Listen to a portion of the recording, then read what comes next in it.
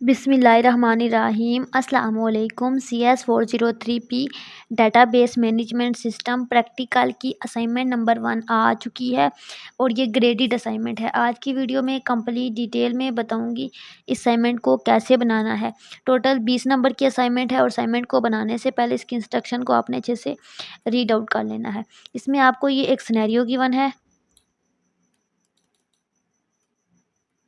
अच्छा, ये जो सिनेरियो है ये सेम वही सिनेरियो है जो आपकी CS403 की असाइनमेंट में है। अगर आपने CS403 की असाइनमेंट बनाई है, आपका सब्जेक्ट है, तो आपने यूट्यूब पे मेरी वीडियो देखी होगी, मैंने आज दिन को अपलोड की थी। उसके अंदर मैंने बताया था क्या बेसिकली। तो इसमें कह रहे हैं कि एक आपके पास एयरप्लेन रिजर्वेशन सिस्टम है, किसके लिए? XY एयरलाइंस के लिए। उसका बेसिकली यही काम है कि जितने भी जहाज़ एक जगह से दूसरी जगह पे जा रहे हैं, उनसे रिलेटेड जितने भी इश्यूज़ हैं उनको वो मैनेज करती है। कौन? Airline, XYZ airline. अब जैसे लाइक स्केड्यूल वो डिसाइड करती है कि किस टाइम कौन-सा जहाज़ किस लोकेशन पे जाएगा, ठीक है? बुकिंग से रिलेटेड कि कितने लोगों ने बुकिंग की, सारा और जितनी पेमेंट प्रोसेसेस है, यानी कि जितनी भी पेमेंट लेनी है, लेन-देन के जितने भी इश्यूज़ हैं, वो सारे जितने भी डीलिंग्स वगैरह हैं, सारी क्या करती है? XYZ एयरलाइन मैनेज करती है।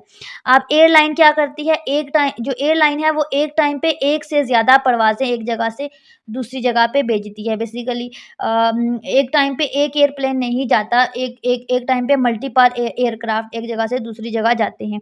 अब यहाँ पे स्पेशली मेंशन किया गया है कि जो जहाज़ एक जगह से दूसरी जगह पे जा रहा है, उस जहाज़ के अंदर एक टाइम पे एक बंदा एक ही सीट पे बैठ सकता है। यानी कि ऐसा नहीं हो सकता कि 2 बंदे एक सीट पे सफ़र कर सकें। इसलिए इस तरह से जो है, जो पैसेंजर हैं, जो मुसाफ़िर हैं, वो तंग होते हैं। तो उनकी आसानी के लिए ये एक रूल है और दूसरा ये रूल है कि अगर एक जगह से दूसरी जगह पे वो जा रहा है, ठीक है? परवाज़ हो रही है, फ्लाइट हो रही है, तो उसमें यही है कि कितने पैसेंजर जाएँगे, स्पेसिफ़िक रिकॉर्ड होता है कि इस टाइम ये जहाज़ इस जगह पे अगर जा रहा है, ठीक है? ये फ्लाइट यहाँ से यहाँ की है, तो उसमें कितने पैसेंजर बैठ सकते हैं, ठीक है? ये सारा इसमें यही बताया गया है, मतलब हर चीज़ को वही हैंडल करता है।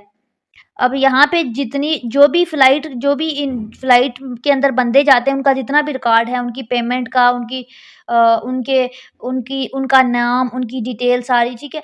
सारा जो है किसके पास? XYZ एयरलाइन के पास रिकॉर्ड मौजूद होगा, ठीक है? और ये भी रिकॉर्ड मौजूद होगा कि वो किस जगह से किस जहाज़ पे जा रहा है। अब पैसेंजर जो है, मुसाफ़िर है, वो क्या करेंगे? वो देखेंगे कि उनको कौन-सी फ्लाइट चाहिए, वो किस जगह जाना चाहते हैं, तो इस तरह से वो सर्च करेंगे और उनसे कॉन्टैक्ट करेंगे। ठीक है, अब each reservation link a passenger to a particular flight seat and handled by a staff member responsibility. ठीक है, तो वो स्टाफ मेंबर की रिस्पॉन्सिबिलिटी लगाएँगे कि वो जितना भी बुकिंग का प्रोसेस है उसको वो मैनेज करें, हैंडल करें। अब जब भी आपकी रिज़र्वेशन हो जाएगी तो पैसेंजर क्या करेगा, जब उसकी डीलिंग हो जाएगी, उसको उसकी डिज़ायर के अकॉर्डिंग फ्लाइट का पता चल जाएगा उसने कहाँ जाना है, तो वो क्या करेगा, पैसे देगा और सारा पैसों का जितना भी हिसाब-किताब है वो क्लियर करेगा।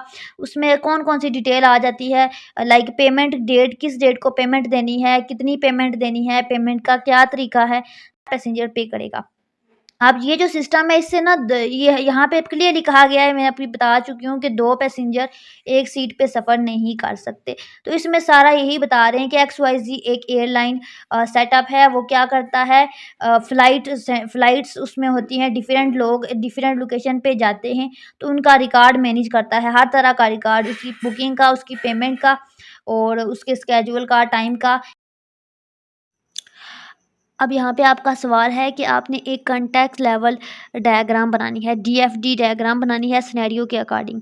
उसके बाद क्वेश्चन नंबर 2 में क्या करना है, drive at least 3 data store and 4 सब process in the given scenario of airplane reservation system. आपने क्या करना है, ड्राइव करना है 3 डाटा स्टोर को और 4 सब प्रोसेस को, जो ऊपर सिनेरियो उसमें उसके अकॉर्डिंग। अब आपने ड्रा करना है लेवल 1 DFD, ठीक है? ये डायग्राम लेवल 1 के लिए ड्रा करनी है, डाटा के लिए, ठीक है? और ये सारा आपको रिक्वायर किया गया है। अब टास्क सबमिशन के लिए कुछ गाइडलाइन है कि आपने क्या करना है, UML नोटेशन यूज़ करनी है, एंटिटीज़ यूज़ करनी है, डाटा फ्लो के लिए जो कि हैंडआउट के अंदर मेंशन की गई हैं वही यूज़ करनी है, और प्रॉपर नेम देना है प्रोसेस का, एंटिटी और डाटा फ्लो, ठीक है? जो भी हैंडआउट में आपने पढ़ा है उसके according he. Copy paste class diagram in your final MS word, फिर उसको MS वर्ड में कॉपी पेस्ट कर देना है। इसके लिए आप कौन कौन सा टूल यूज़ कर सकते हो, Draw.io यूज़ कर सकते हो, MS पेंट यूज़ कर सकते हो, MS विजियो यूज़ कर सकते हो, ठीक है। मैं हमेशा Draw.io को प्रेफर करती हूँ या MS विजियो को प्रेफर करती हूँ। आप सिंपल गूगल में टाइप करो Draw.io, तो ये टूल आपके पास ओपन हो जाएगा और यहाँ से आपने डायग्राम को बनाना है। डायग्राम इजीली बन जाएगी। मैं आपको इसका सोल्यूशन शो करती हूँ, ठीक है। ये है इसका सोल्यूशन, ठीक है। सबसे पहले हमने क्या किया, कंटेक्स्ट लेवल डायग्राम के लिए लेवल 0 के लिए, ठीक है, हमने उसकी एक्सटर्नल एंटिटीज़ लिखी, उसका प्रोसेस लिखा, उसका डाटा फ्लो जो है उसका शो किया कि किस तरीके से फ़्लो हो रहा है। पहले पैसेंजर आ रहे हैं, फिर सिस्टम है, फिर फ्लाइट के लिए वो सर्च कर रहे हैं, फिर वो रिक्वेस्ट कर रहे हैं और फिर जब रिक्वेस्ट उनकी कन्फर्म हो जाती है तो वो पेमेंट डिटेल दे रहे हैं, ठीक है। सेम सिस्टम के लिए, एडमिन के लिए, और इस तरह से एंड पे आपने इसकी डायग्राम बनानी है। तो ये है इसकी डायग्राम, और इस डायग्राम को आपने आराम से तसल्ली से बैठ के बनाना है, Draw.io पे बनाना है, ठीक है। ये एक सॉफ्टवेयर है, मैं आपको दिखाती हूँ।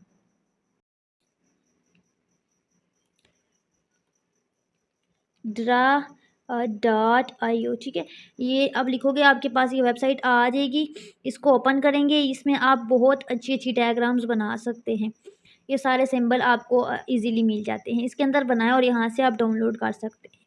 लेकिन अगर आपको असाइनमेंट बनाने में इशू है तो आप हमसे भी पेड बनवा सकते हैं, ठीक है। ये देखें यहाँ पे अब डायग्राम सारी रिक्वायरमेंट के अकॉर्डिंग है। आपको जो जो चीज़ें सिनेरियो के अंदर मेंशन की गई हैं उसके अकॉर्डिंग हमने डायग्राम बनाई है, तो इसको आपने एज़ इट इज़ बनाना है। बाकी इसमें कोई चेंजिंग करना चाहते हैं तो आप अपनी मर्ज़ी से कर सकते हैं, क्योंकि 100 नेक्स्ट क्वेश्चन नंबर 3 में आपको कहा गया था 3 डाटा स्टोर्स लिखने हैं और 4 सब प्रोसेस लिखने हैं। तो यहाँ पे हमने 5 डाटा स्टोर लिखे हैं, आपने इनमें से कोई भी 3 लिखने हैं। मैंने 5 इसलिए लिखे हैं, आप ना अपनी असाइनमेंट में चेंज करके लिख लेना। बाकी सब प्रोसेस में भी मैंने यहाँ पे 4 लिखे हैं और 4 ही लिखने थे। उसके बाद आपने लेवल 1 की डायग्राम बनानी थी, ठीक है। ये लेवल 1 की डायग्राम है, आपने इसको आराम से तसल्ली से बनाना है। इसको आप थोड़ा-सा चेंज करके भी बना सकते हो। बाकी चीज़ें रिक्वायरमेंट के अकॉर्डिंग होनी चाहिए। इसकी लाइन्स और इसके सिंबल और पैटर्न को तो आप चेंज कर दो ताकि आपकी असाइनमेंट चेंज बने, ठीक है। अब ये थी असाइनमेंट CS 403P की। आई होप कि आपको समझ आ गई होगी। बाकी कोई भी क्वेश्चन है, कोई भी क्वेरी है, तब कमेंट सेक्शन में मुझसे पूछें, मैं आपको गाइड करूँगी। अच्छा, हमारे पास विजय यूनिवर्सिटी की सारी सर्विसेज अवेलेबल होती हैं। इनमें से अगर आपको कोई भी सर्विसेज चाहिए तो आप हमसे कांटेक्ट कर सकते हैं। स्पेशली CS 619 के प्रोजेक्ट बनवाने हैं तो आप हमसे कांटेक्ट कर सकते हैं। और